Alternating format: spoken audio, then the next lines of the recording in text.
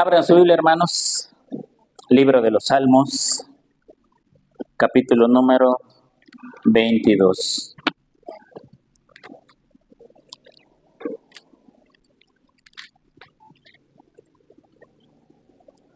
Libro de los Salmos, número 22.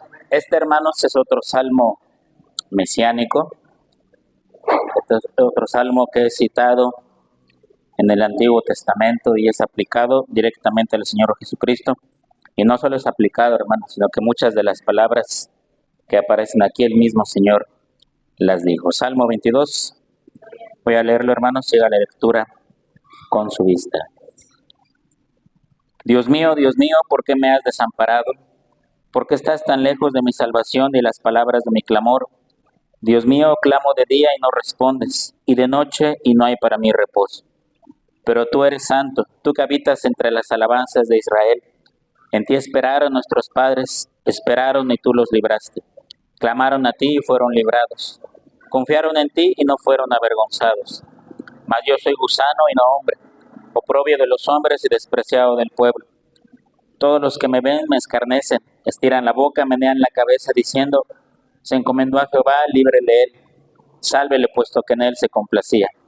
Pero tú eres el que me sacó del vientre, el que me hizo estar confiado desde que estaba en los pechos de mi madre. Sobre ti fue echado desde antes de nacer, desde el vientre de mi madre tú eres mi Dios. No te alejes de mí, porque la angustia está cerca, porque no hay quien ayude. Me han rodeado muchos toros, fuertes toros de Basán me han cercado. Abrieron sobre mí su boca como león rapaz y rugiente. He sido derramado como aguas y todos mis huesos se descoyuntaron. Mi corazón fue como cera derritiéndose en medio de mis entrañas. Como un tiesto se secó mi vigor y mi lengua se pegó a mi paladar y me has puesto en el polvo de la muerte. Porque perros me han rodeado, me han cercado cuadrilla de malignos.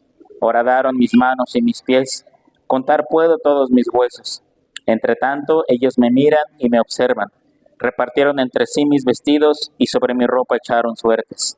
Mas tú, Jehová, no te alejes, fortaleza mía, apresúrate a socorrerme. Libra de la espada mi alma, del poder del perro mi vida. Sálvame de la boca del león y líbrame de los cuernos de los búfalos. Anunciaré tu nombre a mis hermanos, en medio de la congregación te alabaré. Los que teméis a Jehová, alabadle, glorificadle, descendencia de Jacob, y temedle vosotros, descendencia de Israel. Porque no menospreció ni abominó la aflicción del afligido, ni de él escondió su rostro, sino que cuando clamó a él le oyó. De ti será mi alabanza en la gran congregación, mis votos pagaré delante de los que le temen. Comerán los humildes y serán saciados. Alabarán a Jehová los que le buscan. Vivirá vuestro corazón para siempre. Se acordarán y se volverán a Jehová todos los confines de la tierra, y todas las familias de las naciones adorarán delante de ti. Porque de Jehová es el reino, y él regirá las naciones. Comerán y adorarán todos los poderosos de la tierra.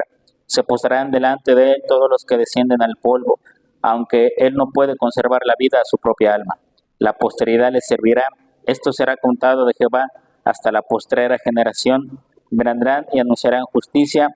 A pueblo no nacido aún, anunciarán que él hizo esto. Vamos a orar. Bendito Padre maravilloso, te damos gracias, Señor, porque tú nos escuchas en todo momento, porque tú traes tu palabra a nuestras vidas. Enséñanos a través de ella, Señor, a poner en nuestras manos nuestras aflicciones, nuestras angustias, Señor, todo lo que viene a nuestra vida constantemente.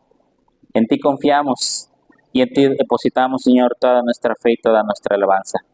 Te lo pedimos, Señor, en el nombre de Jesús. Amén. Este salmo, hermanos, Salmo 22, es conocido como el Salmo de la Cruz o el Salmo de la Crucifixión por la gran cantidad de referencias que hace a los momentos que el Señor estaba colgado en la cruz del Calvario, sobre todo al principio del versículo 1 que dice: Dios mío, ¿por qué me has desamparado? Son las palabras que el Señor expresa mientras estaba en la cruz del Calvario. Entonces, por eso es un salmo mesiánico. Ahora, en este salmo, hermanos, tenemos que entenderlo de dos maneras. Este salmo lo escribe David y él está hablando de angustias que tenía en su alma, de presiones, de situaciones que estaban en su vida, que eran adversas, por las cuales estaba sufriendo mucho. Y le estaba pidiendo a Dios que le ayudara. Es más, estaba tan angustiado, estaba tan preocupado, que hasta sentía que en su cuerpo estaba recibiendo esa presión, ¿no? No sé si usted alguna vez en su vida, de alguna preocupación, de alguna carga que usted traía, hasta se enfermó, le dio diarrea, le dolió la cabeza, se sentía oprimido, ¿no? Ni hambre tenía, ¿no? Hay veces que las preocupaciones son tan grandes que afectan nuestra salud, nuestro ser físico. Es lo que David está tratando de dar a entender en este salmo, que había una gran angustia en su vida, había una gran preocupación que incluso estaba minando su salud. Ahora, no nos dice cuál era su preocupación, no nos dice cuál era lo que estaba padeciendo en ese momento. Si leemos en Crónicas, en Reyes, en los libros de Samuel, quizá pudiéramos darnos una idea. Quizá estaba siendo perseguido, quizá su vida peligraba de muerte, quizá lo habían rodeado, Saúl lo perseguía, lo quería matar. Muchas pueden ser las situaciones, pero no tenemos una en concreto. Entonces, hermanos, tenemos que entenderlo de esa manera, que David está expresando el dolor que siente en su alma y en su corazón. Pero la otra forma de entenderlo, hermanos, y esto ocurre mucho en el Antiguo Testamento, sobre todo en los libros de los profetas, dan una profecía y tiene una interpretación inmediata, tiene un cumplimiento inmediato en la época del profeta. Y luego tiene un segundo cumplimiento en el futuro, en el Evangelio, en la vida de Cristo, en la iglesia, más adelante. Esto mismo ocurre con este salmo. David, para empezar, habla, hermanos, de una gran angustia en su vida. De todo lo que el salmo dice, gran angustia en su vida, una gran preocupación.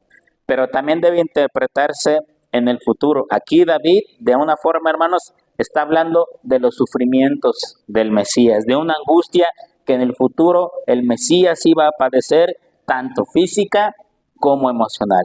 Y está hablando, ahora el salmo es sorprendente, hermanos, porque David, hermanos, sin saberlo, sin conocerlo, está hablando acerca de los dolores que el Señor Jesucristo padeció en la cruz del Calvario. Este salmo fue escrito como 1000 años antes de que el Señor fuera a la cruz del Calvario. Todavía no se conocía la crucifixión.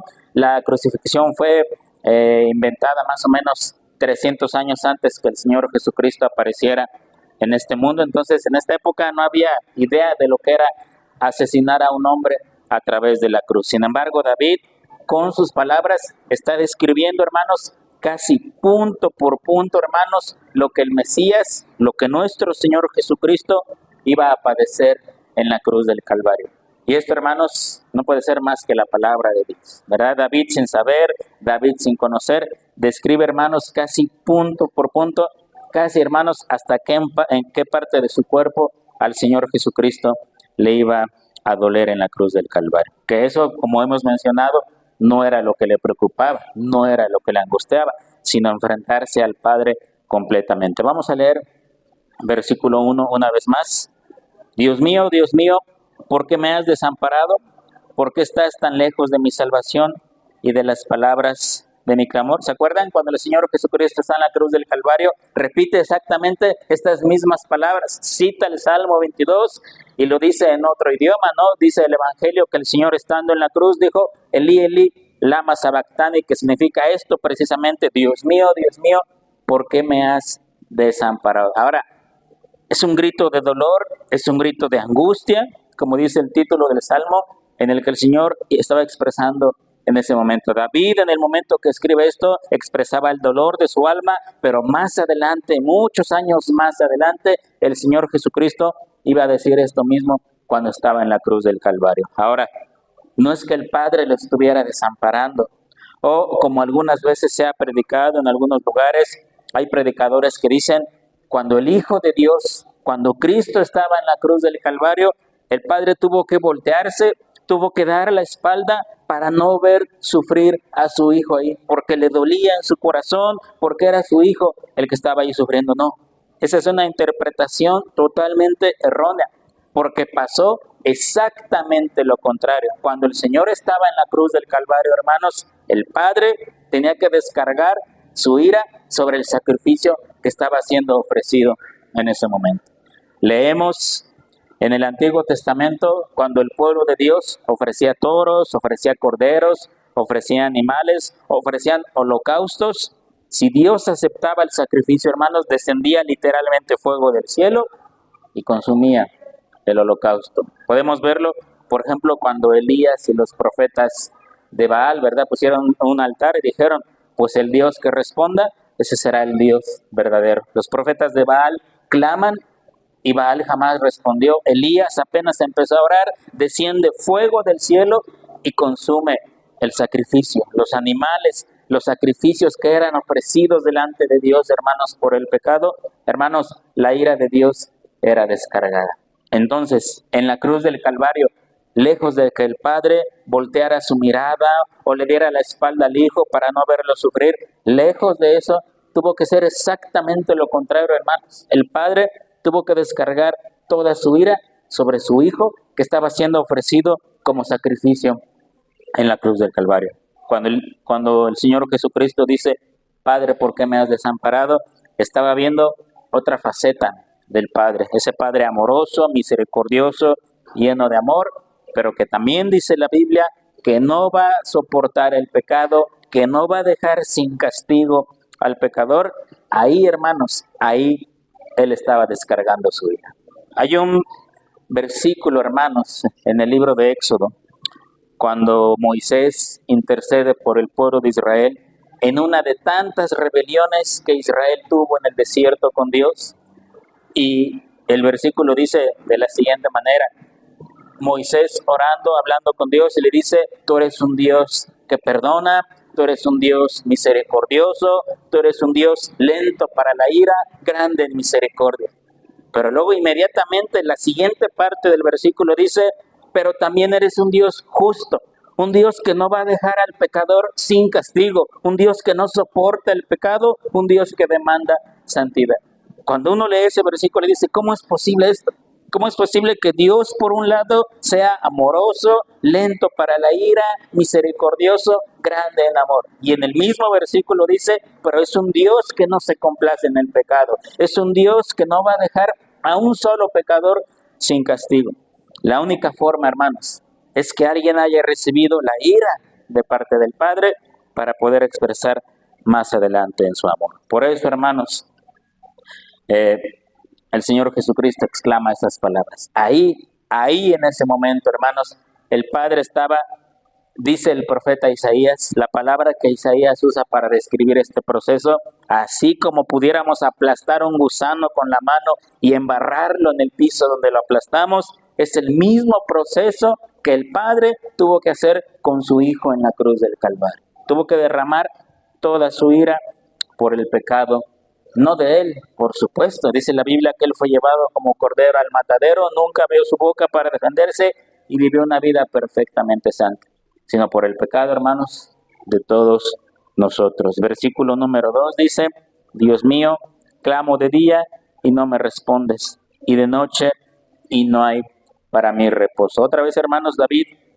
está expresando en este salmo el dolor que siente, algún problema, alguna situación, pero fue, hermanos, exactamente lo que el Señor expresaba en la cruz del Calvario.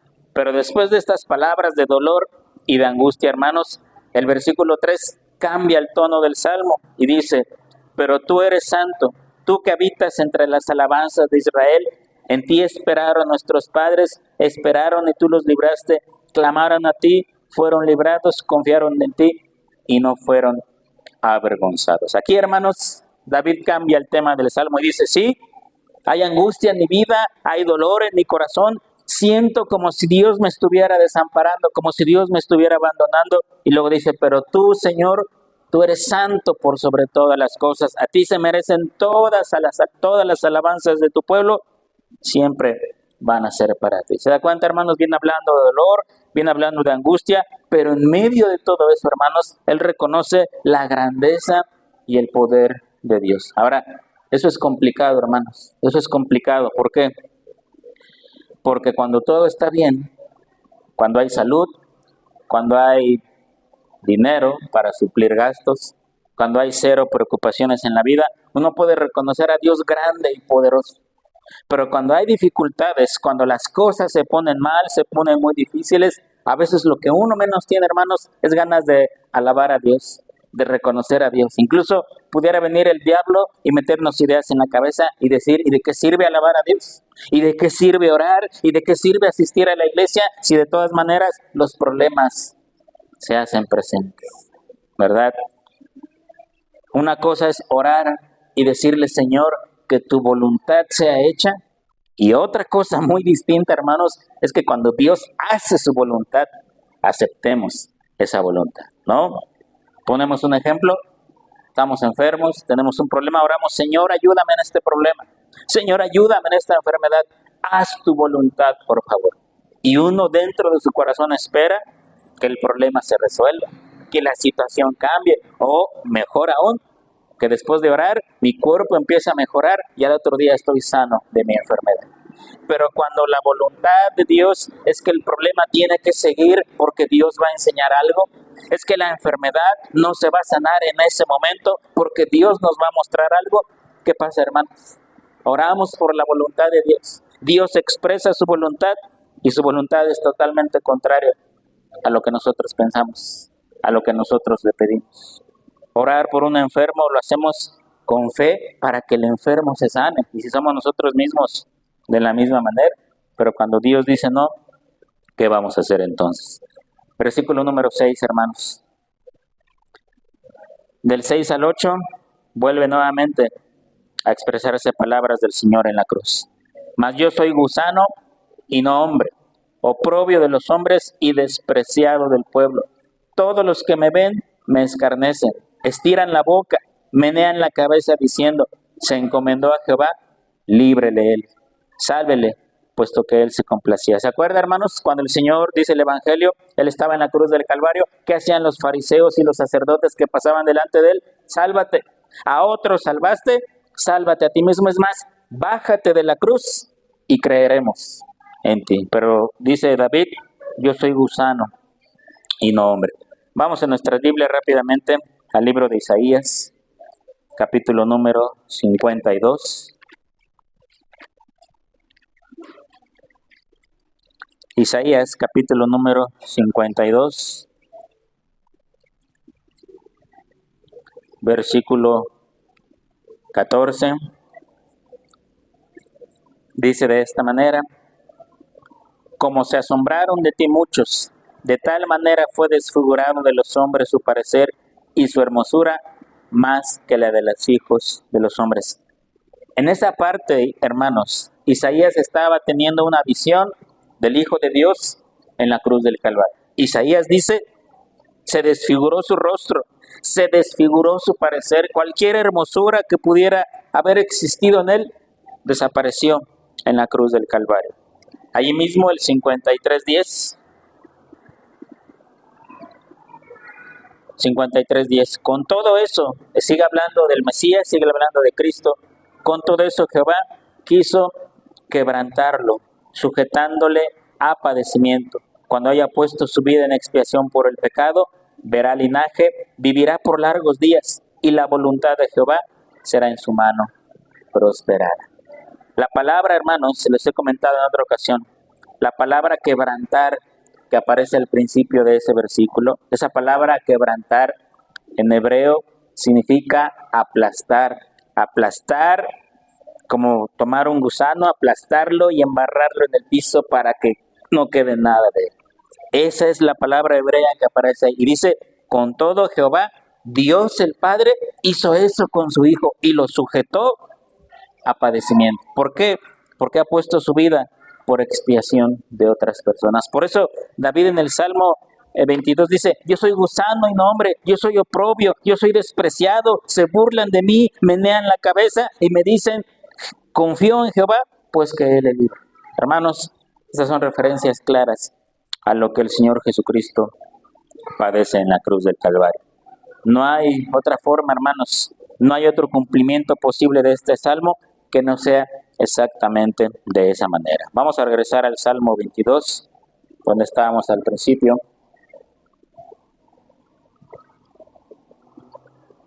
Leamos el 9 y el 10. Pero tú eres el que me sacó del vientre, el que me hizo estar confiado desde que estaba a los pechos de mi madre. Sobre ti fue echado desde antes de nacer. Antes, desde el vientre de mi madre, tú eres mi Dios. Pero por sobre todo eso, hermanos, el Mesías confiaba en Dios. David confiaba en Dios, hermanos. Algunos pudieran pensar, muchas interpretaciones se han hecho del Evangelio, muchas interpretaciones, hermanos, se han hecho de los momentos del Señor en la cruz del Calvario, y como les dije, muchos han pensado, el Padre abandonó a su Hijo a su suerte en la cruz, el Padre le dio la espalda. No es así, hermanos, jamás pensemos de esa manera. El Padre tuvo que aceptar ese sacrificio, el Padre derramó su ira sobre ese sacrificio para que nosotros pudiéramos ser salvos de nuestros pecados. Amén, hermanos, y eso es para darle gracias a Dios, porque ese castigo lo merecíamos nosotros, porque sufrir y morir por el pecado, eso era algo que nos correspondía a nosotros. Nosotros, hermanos, no podemos hacer nada por nuestra salvación. La única forma en la que nosotros contribuimos a nuestra salvación, ¿sabe cuál es? Con nuestro pecado. Esa es la única forma. Y en eso los seres humanos nos pintamos solos, contribuir con nuestro pecado. Vamos a leer el versículo número 12 ahora. Me han rodeado muchos toros, fuertes toros de Basán, me han cercado. Abrieron contra mí su boca como león rapaz y rugiente. Basán, hermanos, Basán era una región en aquella época que se caracterizaba por dos cosas. Una, porque tenía grandes pastizales, extensas regiones de pasto, ¿verdad? Y aprovechando esos pastizales, la segunda cosa por la que se caracterizaba esta región de Basán es porque ahí se criaban los mejores toros de aquella época, fuertes, robustos, lo mejor que podía haber. Nadie en aquella época, en sus 5 sentidos, se ponía enfrente de uno de esos toros porque su vida peligraba en ese momento. El Señor, el salmista, describiendo los padecimientos del Señor en la cruz del Calvario, dice, es como si me hubieran rodeado un montón de esos toros. Mi vida está en peligro y van a hacerme pedazos y me van a acabar y voy a terminar bajo sus patas. Después en el versículo 14, hermanos, ahora David, es lo que les decía yo al principio, cuando David escribe estas palabras, la crucifixión no existía. Esa forma de ejecutar a los condenados a muerte que inventaron los romanos iba a venir muchos cientos de años después. Aquí David no tenía idea de lo que eso era. No pudo haberlo escrito teniendo algo en su mente, algo en su cabeza. Ser crucificado, hermanos, en la época del Imperio Romano era el peor de todos los tormentos que un condenado a muerte podía sufrir. No iba a morir inmediatamente, tardaba horas. Algunos escritores dicen que a veces los crucificados pasaban días colgados en la cruz hasta que su cuerpo no aguantaba más y morían. En el caso del Señor y los 2 ladrones que fueron crucificados junto a él, la muerte fue apresurada porque iba a empezar el Sabbat y la fiesta y todo eso, entonces les quiebran las piernas para que mueran rápidamente, excepto al Señor Jesucristo. Versículo 14. He sido derramado como aguas y todos mis huesos se descoyuntaron. La forma en la que el cuerpo humano era clavado en la cruz del Calvario, el cuerpo sufría, las extremidades sufrían, las coyunturas sufrían. Cuando alguien estaba en la cruz, prácticamente sus huesos eran dislocados. Yo no sé, alguna vez se ha estirado usted de más o se ha dislocado un hueso, es un dolor insoportable. Cuando el crucificado era puesto en la cruz del Calvario, literalmente era estirado y sus huesos se dislocaban. Siguiente parte del versículo 14, mi corazón fue como cera, derritiéndose en medio de mis entrañas.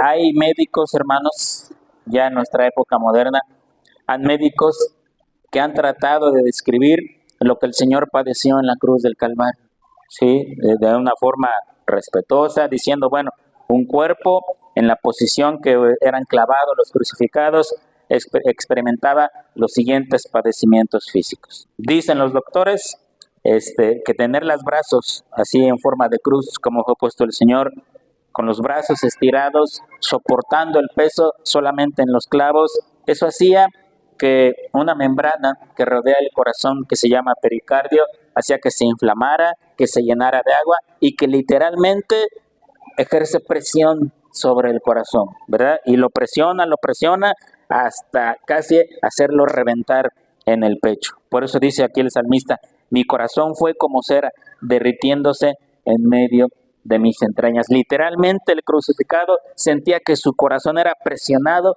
como si algo lo estuviera apretando casi al punto de reventarlo, no soportar más el dolor.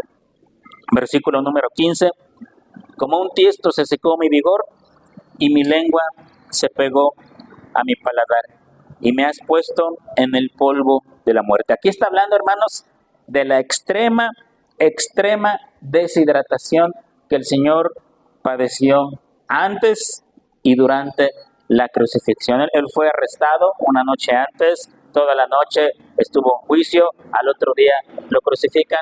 No crea que le llevaron alimento, no crea que le llevaron agua. Toda la angustia, todo lo que había sufrido antes, su cuerpo estaba completamente deshidratado. Versículo 16, porque perros me han rodeado, me ha acercado cuadrilla de malignos. Horadaron mis pies, horadaron mis manos y mis pies. Bueno, el crucificado era clavado a la cruz con 3 clavos de hierro, como de 20 centímetros cada uno más o menos, 2 para las manos y 1 para los pies. Versículo 17, contar puedo todos mis huesos, entre tanto ellos me miran y me observan. Repartieron entre sí mis vestidos y sobre mi ropa echaron suertes. Eso, hermanos, es referencia clara a lo que el Señor Jesucristo padeció en la cruz del Calvario. Ahora, lo sorprendente de esto, hermanos, lo más sorprendente de esto no son los dolores de la crucifixión. Eso es lo que menos importa. David lo describe y no es que no sea importante, es para que nos demos una idea de lo que el Señor padeció. Lo más temible de la crucifixión del Señor Jesucristo no fue los dolores de la cruz, que su corazón sentía que se derretía, la deshidratación, la perforación de sus manos y de sus pies. Lo más terrible de la crucifixión, hermanos, ¿qué fue? La ira de Dios, enfrentarse al Padre.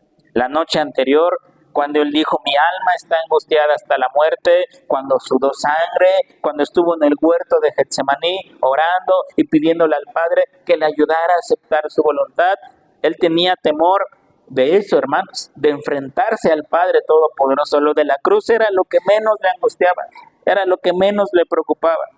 Él sabía que se iba a enfrentar al Padre Todopoderoso. Él sabía, hermanos, que se iba a enfrentar a la ira de un Dios que estaba enojado, que estaba airado a causa del pecado de la humanidad. A eso Él se iba a enfrentar. Los dolores de la cruz, hermanos, era lo que menos le interesaba. Aunque algunos predican de esa manera.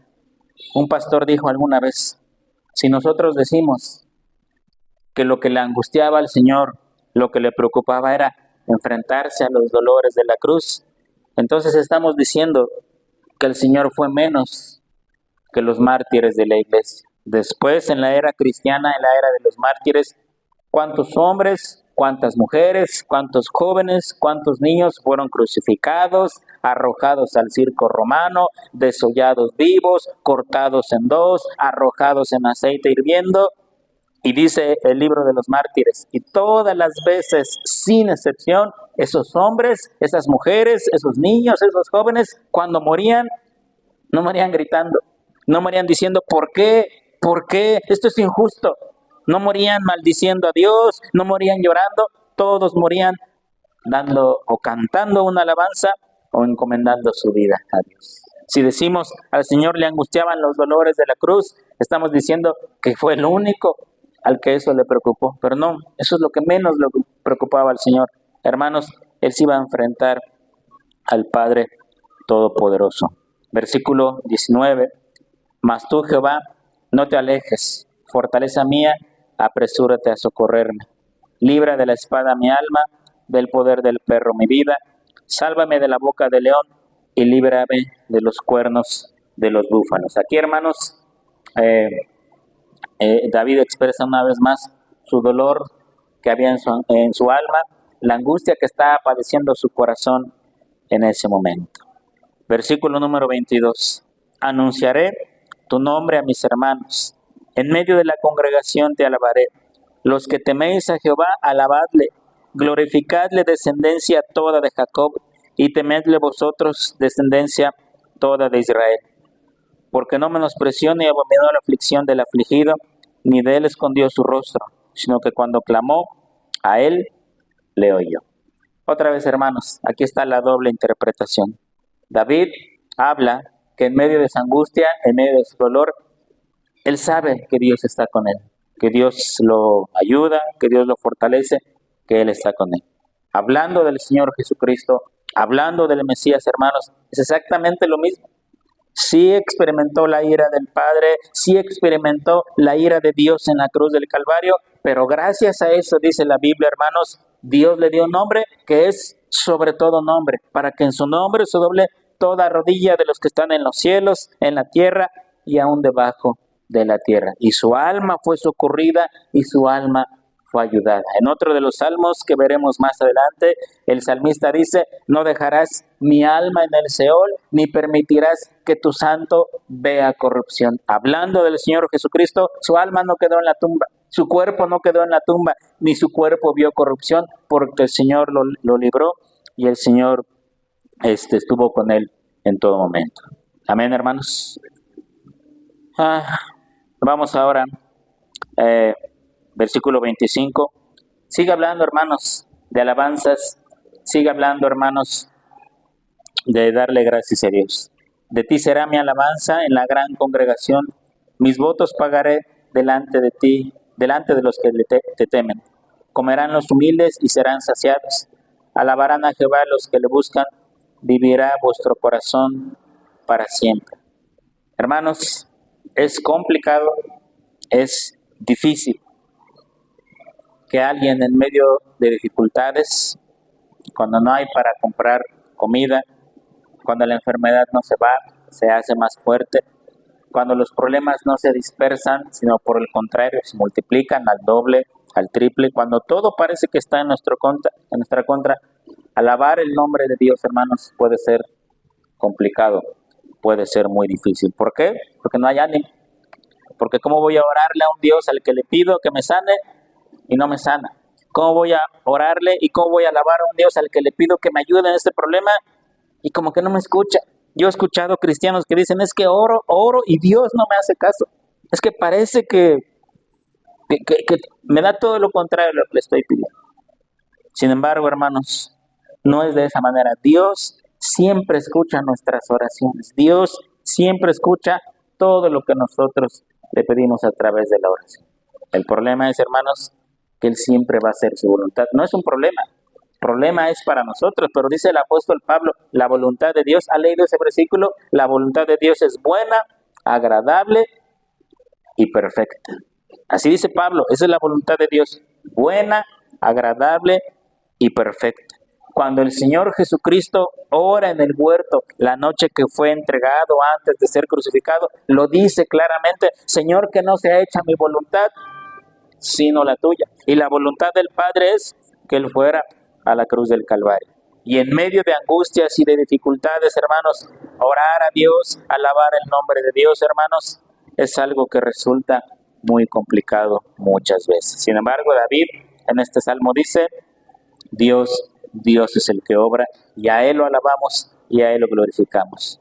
Versículo número 27, se acordarán y se volverán a Jehová todos los confines de la tierra, y todas las familias de las naciones adorarán delante de ti. ¿De qué manera, hermanos? Todas las familias, no de los judíos, sino dice aquí el salmista, todas las familias de las naciones iban a adorar el nombre de Dios. Es lo mismo que Dios le dice a Abraham, en ti serán benditas todas las familias de la tierra. ¿De qué manera es posible eso, hermanos? Si no es a través de Jesucristo. En toda familia en la que Cristo es el centro, en la que Cristo es glorificado, hermanos, Dios está cumpliendo su palabra, pero es a través de Cristo y nada más. Versículo 29, comerán y adorarán todos los poderosos de la tierra, se postrarán delante de Él todos los que descienden al polvo, aun el que no puede conservar la vida a su propia alma. La posteridad le servirá. Esto será contado de Jehová hasta la postrera generación. Y en el versículo 31, hermanos, el salmista habla de la iglesia. Una iglesia que todavía no existía, un grupo de personas que todavía faltaban muchos cientos de años para que vinieran. Vendrán y anunciarán su justicia. A pueblo no nacido aún, anunciarán que Él hizo esto. ¿Cuál es ese pueblo no nacido aún, hermanos? Es la iglesia de Cristo. ¿Sí? Recuerden, hermanos, que la salvación, la palabra de Dios, la revelación especial de Dios, estaba limitada al pueblo judío, nada más. Viene el Señor Jesucristo, no solo predica a judíos, le predica a los gentiles, no solo se sienta a comer con judíos, se sienta a comer con pecadores. ¿Cuántas veces los escribas, fariseos, sacerdotes no lo criticaron por juntarse con gente que ellos consideraban que no valía la pena? Y lo hacían. Quedan los apóstoles cuando Él se va al cielo después de que resucitó, y los apóstoles empiezan a predicar al pueblo judío, nada más. Pedro tiene una visión donde desciende del cielo un manto que tenía animales inmundos de todo tipo. Y entonces el Señor le dice en esa visión: Pedro, mata y come. Y Pedro contesta: es que yo nunca he comido nada inmundo. Y el Señor le contesta: tú no puedes llamar inmundo a lo que yo he purificado. Y de ahí en adelante, hermanos, se abre la predicación a todos los gentiles. Y el evangelio, hermanos, hasta el día de hoy se ha extendido a todos los confines de la tierra. Por eso dice: vendrán y anunciarán su justicia, a pueblo no nacido aún anunciarán que Él hizo esto. ¿Qué hizo? Que fue a la cruz del Calvario, que murió, que fue despreciado, que fue desamparado, que padeció como nadie ha padecido, enfrentándose a la ira de Dios. Y hermanos, para terminar, allá hay una palabra sobre la cual siempre tenemos que meditar. Vendrán y anunciarán, dice, su justicia. ¿Cuál es la justicia de Dios, hermanos? ¿O a qué se refiere la Biblia? Que Dios es justo, la justicia de Dios. Esto es simple y a la vez complicado. El pecador merece ser castigado por su pecado. No estamos acostumbrados a este término, hermanos, nosotros, porque aquí en la tierra, en el mundo, lo que vemos muchas veces es todo menos justicia. Podemos ver hombres que hacen grandes males a la humanidad, ¿verdad? Que matan, que roban, que asesinan, que hacen mucho daño. Y podemos ver que van por la vida como si nada les pasara. Pueden sobornar a las autoridades, pueden pagar para no ir a la cárcel, ¿verdad? Mientras más dinero, la justicia, aunque dicen que es ciega, la justicia siempre va a estar del lado del que más pueda pagar. Eso, hermanos, lo conocemos en este país y en todo el mundo es exactamente lo mismo, ¿verdad? Es algo con lo que la humanidad ha aprendido a vivir.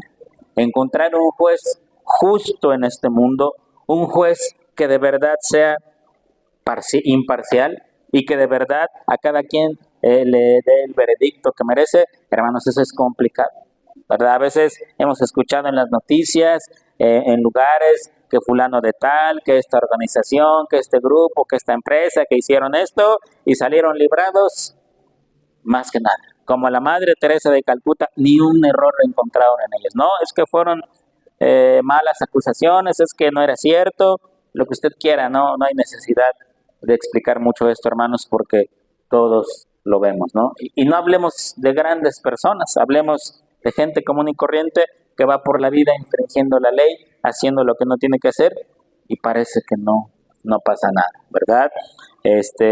La justicia no es ciega, la justicia está aquí en este mundo a la disposición de quien más pueda pagar. Obviamente, los que más sufren son los pobres, los que no pueden pagar un buen abogado, los que no pueden pagar el soborno millonario para un juez. Esos son los que van a sufrir, esos son los que van a la cárcel, ¿verdad?